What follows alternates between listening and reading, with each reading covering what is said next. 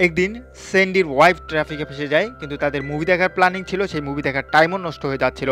তখন স্যান্ডি তার ওয়াইফের নাম টাইপ করে এবং সেখানে দেখা যায় ৮০,০০০ টাকা, এবং স্যান্ডি সাথে সাথে অর্ডার করে দেয়। ২ সেকেন্ড পরে তার ওয়াইফ হাজির হয় তার চোখের সামনে। এরপর স্যান্ডি বিবাহবার্ষিকীতে সে তার বাসায় অনেক সুন্দর সুন্দর খাবার রান্না করে, কিন্তু স্যান্ডির ওয়াইফ চাচ্ছিল সে বাহিরে খাবে। এই নিয়ে দুজনের মধ্যে ঝগড়া শুরু হয়।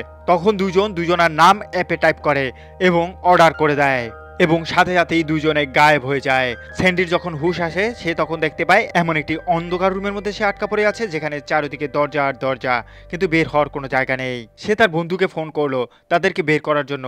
এখানে বের হওয়ার কোনো সুযোগ নেই, কারণ দুজনার মার্কেট ভ্যালু এখন 200 কোটি টাকা হয়ে গেছে। এরপর বাধ্য হয়ে দুজনের ওখানেই থাকতে হচ্ছে।